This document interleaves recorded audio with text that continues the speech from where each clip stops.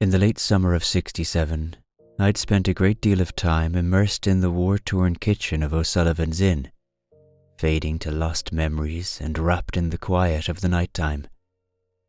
In spite of stillness and an odd hunch to the air, my visits were owing to a well change of scenery in the pitiable times concerning unease. I'll describe and portray little, just that the lodge had stood on a century, built to become the broken glass and oxidation it had deteriorated to. But the floors, including rust by tiles, had gone slighted by inhabitants, being unable to match the brokenness of the men who resided. And though I retained to a loft in estate, I preferred the foster of this during my occasional stays.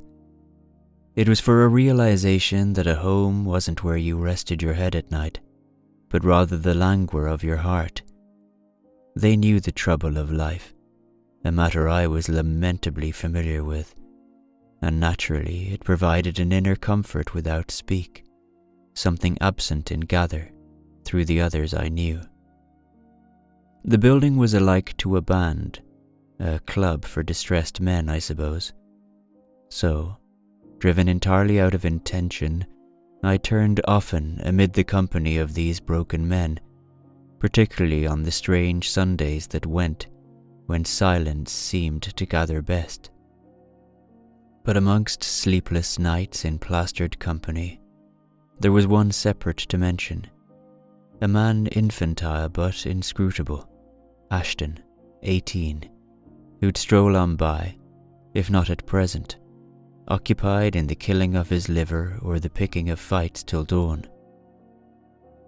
Outright to the ignorant, he displayed a sheer drunkenness and unsophistication, but in the few eyes of spectators, he was arduous, lost to confusion in a cry for help.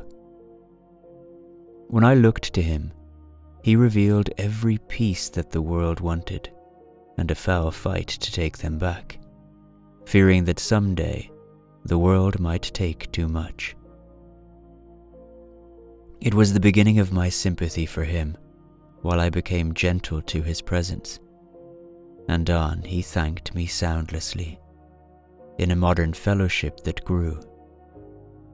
But outside the width of our guild, woven to a dark manner through the days, this town still turned unchanged by the pallid offerings of deadlocked work and empty chance.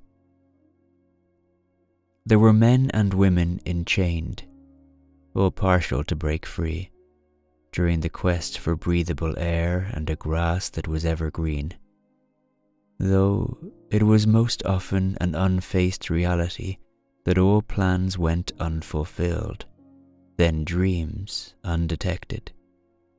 And so, we remained amongst unwanted memories, new and old, becoming madmen of a solitary place.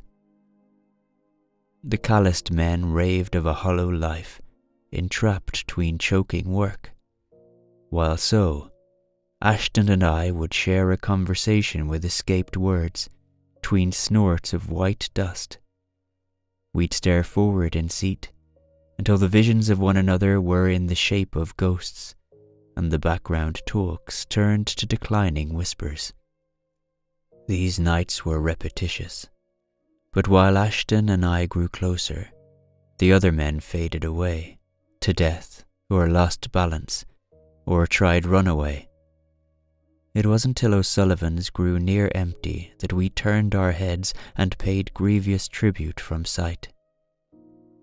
I caught him by the hand upon the final rise from wooden seats, and accepted him endlessly through a drunken regard in the last walk-away. He was my friend of strife, and I'd be the only to understand truly till the parting of the ending day.